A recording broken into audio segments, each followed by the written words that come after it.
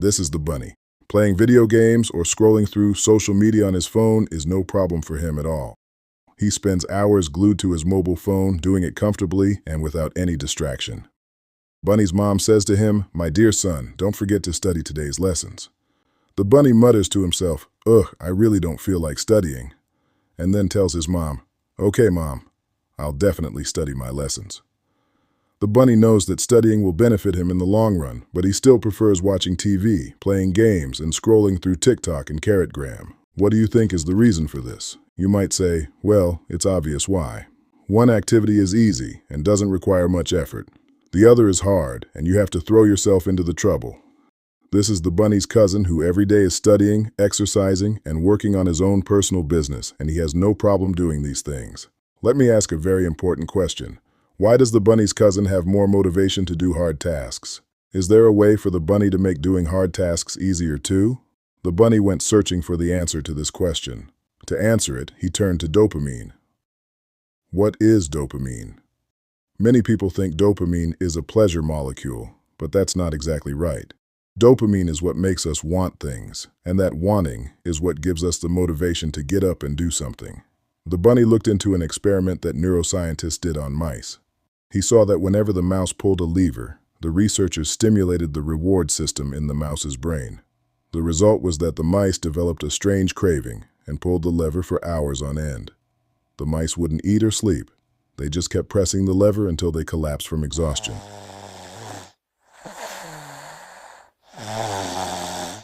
But then the process was reversed. The researchers blocked dopamine release in the brain's reward center. As a result, the mice became so listless that even getting up for a sip of water wasn't worth it to them. They wouldn't eat. They wouldn't mate. They didn't want anything at all. The mice had no will to live. But if you put food directly in their mouths, they would still eat it and enjoy it.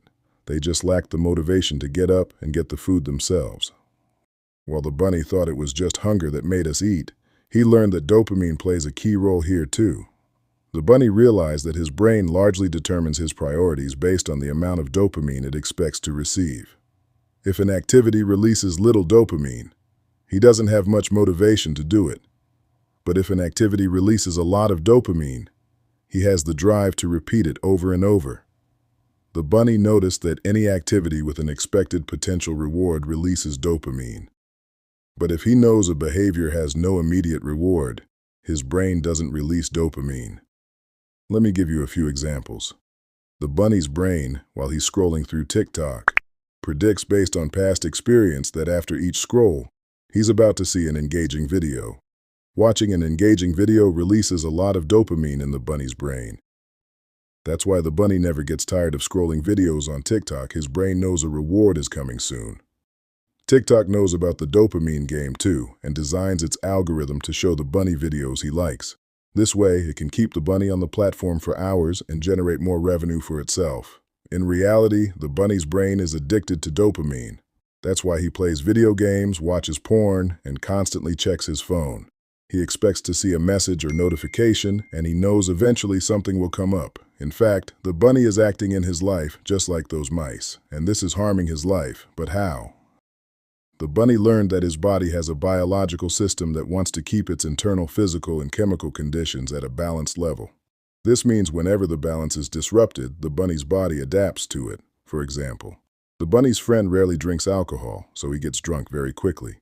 But the bunny drinks alcohol regularly and doesn't get drunk as easily. This means he has to drink much more alcohol than his friend to get drunk. The reason the bunny gets drunk harder is that due to heavy consumption, his sensitivity to alcohol's effects has decreased. The same goes for dopamine. When the bunny's brain releases a lot of dopamine during the day, it gets used to high levels and becomes indifferent to low dopamine releases. This is a big problem for the bunny. Because his dopamine baseline has risen, things that give him less dopamine no longer appeal to him, and doing them feels boring. That's why the bunny prefers scrolling the internet. And even though he knows studying is good for him because it's boring, he has no motivation to do it. Do you think the bunny can solve this problem?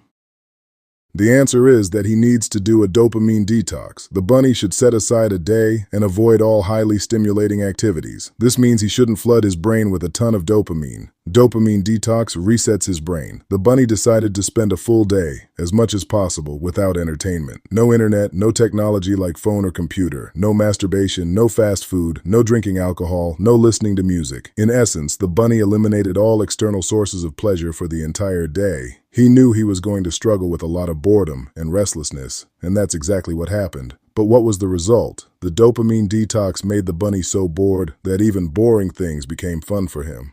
The bunny had an idea. He decided to use high dopamine activities as rewards for completing hard tasks. For example, after productively studying for an hour, he watched one episode of his favorite series. But what if he did it the other way around? If he first watched his favorite series, a high dopamine behavior, he wouldn't have the desire or energy left for the low dopamine task of studying. For a while now, the bunny has been doing the hard tasks first and only allowing himself high dopamine activities after completing them. This strategy worked for him, and the bunny thinks it will work for you too. The bunny loves you. Oh, by the way, don't forget to subscribe to the bunny's YouTube channel. Until the next video, goodbye.